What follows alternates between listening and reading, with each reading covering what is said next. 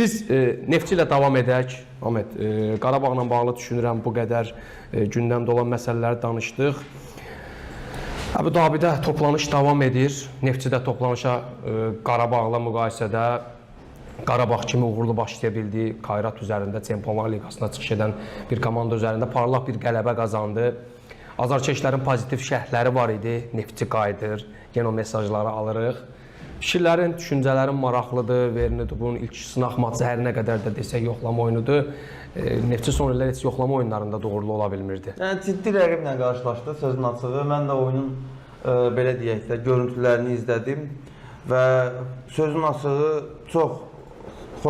mənim çox xoşum gəldi Neftçinin göstərdiyi oyundan. Yəni azarkeşlər də elə hamısı, yəni demək olar ki, komandada yadıma gəlirsə, səhv eləmirəmsə 2 veriliş öncə mən dedim ki, bir neçə Neftçi azarkeşi yəni qarşılaşmışam və onlar Vernidubdan çox belə deyək də Yuri Vernidubdan çox ümidlidirlər. Razı yox, ümidlidirlər. Yəni bildirirlər ki, bu məşqçi bəli, yəni Neftçini yenidən o əvvəlki əzəmətinə qaytara bilər.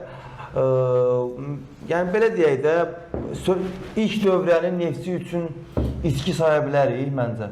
Yəni komanda nə cür mövsümün startına hansı ümidlərlə başlamışdı və hansı nəticələri qazandı. Sözün açığı, bəzən o Samir Abbasovun dövründə, yəni komanda bəzi oyunlarda ümidli çıxışlar elədi və deyək ki, pis nəticələr də, oyun olaraq pis nəticələr yox idi komandada.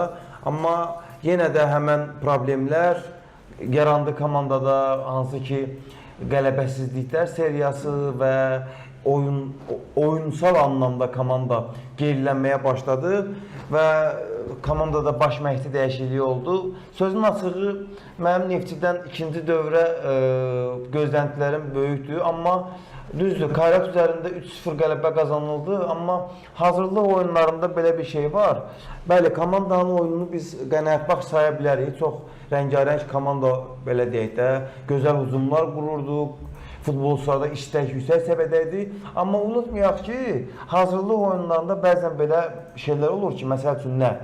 Tutalım ki, o rəqibin hazırlıq prosesindən biz xəbərdar deyilik deyə, bəzən elə olur ki, rəqib oyunundan bir gün qabaq ciddi yükləmə olur komandaya və növbəti gün oyuna çıxırlar, futbolçulara çox yorğunluq olur. Yəni bu, sırf belə deyək də, o məşqçilərin qurduğu strategiya olur ki, artıq o yükü tamamlasın komanda.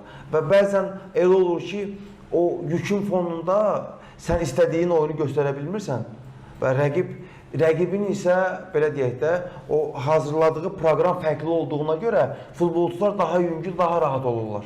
Yəni, belə şeylər də olur futbolda. İndi mən bilmirəm Kayratda vəziyyət necə idi, amma gördüyümüz oydu ki, Neftçi komandası həqiqətən də gələcəyə ümidlə baxacaq bir oyun nümayiş etdirdi və niyə də olmasın, Vernidub bunu Şerifdə bacarıb, hətta Real Madrid, Santiago Bernabeu Real Madrid üzərində qələbə də qazanıb. Yəni, bu elə-belə bir şey deyil və belə deyək də, o əlindəki futbolçular da fantastik futbolçular deyildi. Yəni, aşağı-yuxarı, hətta sənə deyim ki, bəzi komandanın üzvləri, yəni Neftçidən daha zəif. Həmən o Şeriflə mən oynamışdım Moldovoda oynayanda. Yəni, Vernidubun dönəmində. Yox, ondan qabaq hansısa bir Xorvatiyalı məşqçi idi. Yəni, onu göndərdilər, Vernidubu gətirdilər həmən komandaya. Və o komanda növbəti mövsüm üstünə 4-5 futbolçu transfer elədilər və Vernidubla Çempionlar Liqasında vəsqə qazandılar. Yəni, niyə də Neftçidə olmasın? Məncə, Azərbaycan futbolunun inkişafı üçün Neftçi, Qarabağ, Sabah və digər klublarımızın həqiqi mənada güclənməsinə ehtiyac var.